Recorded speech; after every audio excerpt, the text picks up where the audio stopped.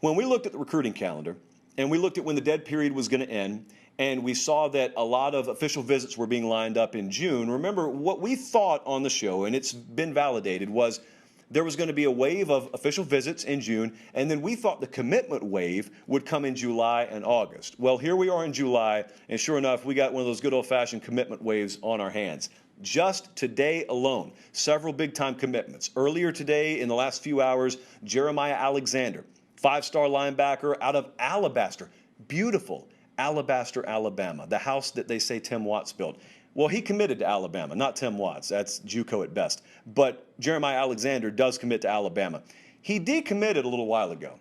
The thing I take away from this, I'll get to the player himself in a second, is there's this dichotomy, and there's this huge gap between the way that fans handle decommitments and the way coaching staffs handle decommitments. And I think it has a lot more to do with wisdom and a long-term perspective on things. Fans, it's torch and pitchfork time when you get a decommitment.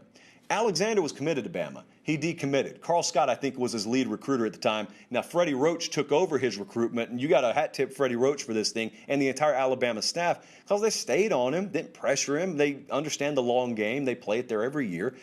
And so Jeremiah Alexander commits back to Alabama today. Now, my question is, the folks who go full torch and pitchfork mode, they disappear. They disappear, and they show up only to question coaching decisions in the third quarter in the fall. And I just wish that we could have a screenshot function to where every statement that you've made, you're at least held to account for.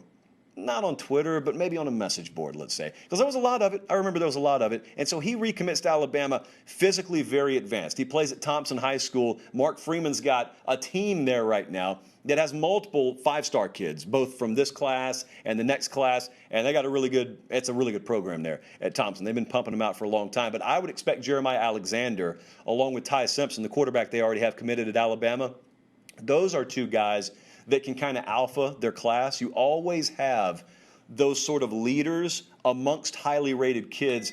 Certain leaders rise to the top, and Alexander's one of those guys. Ty Simpson's been one of those guys at the quarterback position. And that's how you like to see it happen. Now at LSU, just a few hours ago too, Demario Holland committed. That's a four-star linebacker, not from Penn State though.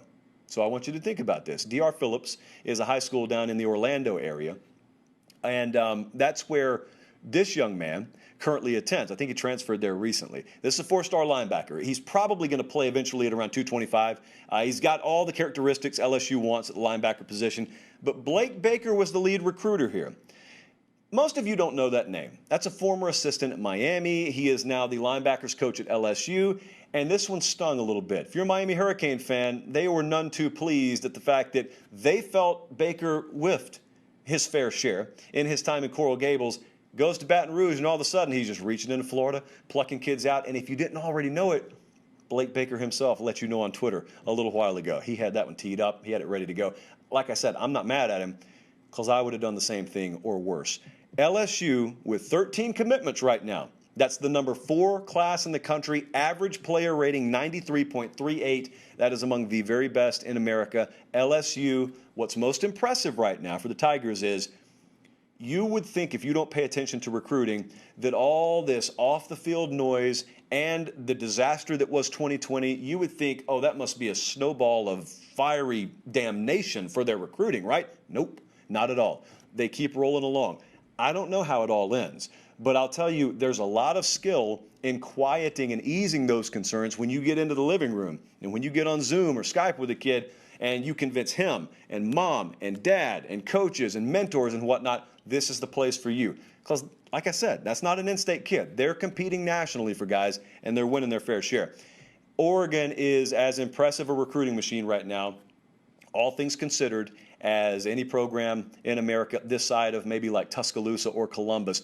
But what Oregon's doing is unique even in and of what the programs I just mentioned are doing, because Oregon's doing it by necessity.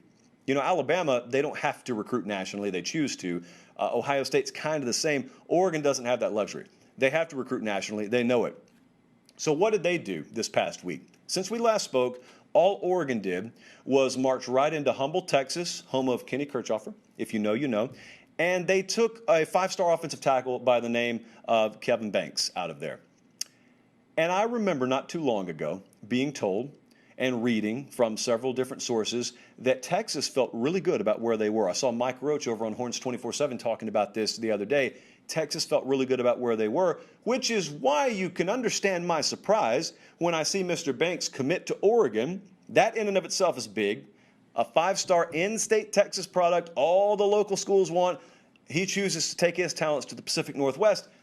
But not only was that the case, he said it was Oregon and then Texas A&M finishing number 2. It's very early on in the staff's tenure and regime at Texas. I get that. But still, a little bit of a tough pill to swallow for Steve Sarkisian. Had a little bug in my throat there. Oregon is how do I want to say this? All right, I'll just say it. Look, people are rubbed the wrong way by Oregon right now, because they're doing what people think they're not supposed to be able to do. And that's recruit at a national level, not taking backup options. They're coming into your backyard and they're taking your A-list options.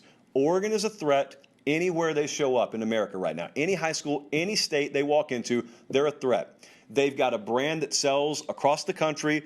They are very attractive. It's unique. It's an established product at this point. It's a product that's on the rise. It is universally viewed as a program of tomorrow rather than, let's say, a program of yesterday. Kids love the culture. Kids love Mario Cristobal. They've got a great staff up there. A lot of people think they've only scratched the surface, and NIL is right in their wheelhouse.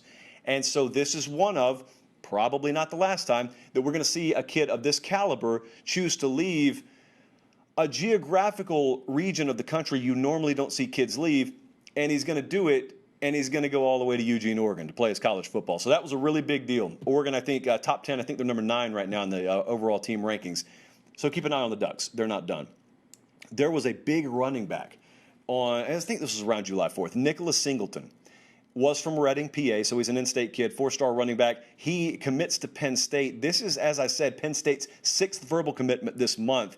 And it's really key because if you've watched Penn State, you may see some areas of deficiency. Running back has not been among them. They have hit and hit and hit some more at the running back spot. And this is a guy that some of our folks here at 24/7 believe could eventually be rated the top overall running back in the country. 10.5 yards per carry average right now in high school. And if you watch him, it's not hard to understand why a lot of people would say physically he's already college ready. Rising senior in high school, but already college ready. But it's exciting because he's got the size and the speed. You don't have to sacrifice one for the other. And that is a guy, again, health assumed, that continues that lineage of big-time tailback production that you get at Penn State. So those are just some of the names. There's also another name. I'm not going to go in depth on him because he hasn't committed anywhere. C.J. Williams is a recruitment to watch. I was talking to some of our folks about him today. C.J. Williams, there's a lot of Notre Dame smoke with him. This is a high 4-star wide receiver out of, I think, Modern Day out in Southern California. And Notre Dame is trending big time. I saw Greg Biggins put a crystal ball pick in, level 6, I think, for C.J. Williams potentially to Notre Dame.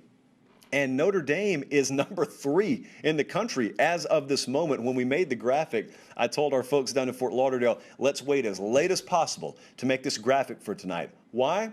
Because I was scared someone was going to commit 30 minutes before the show. So as of this moment, could change by the end of the broadcast, there are the 2022 team recruiting rankings. You notice Michigan just kind of sneaking around down there at number 10, just no one talking about them a whole lot.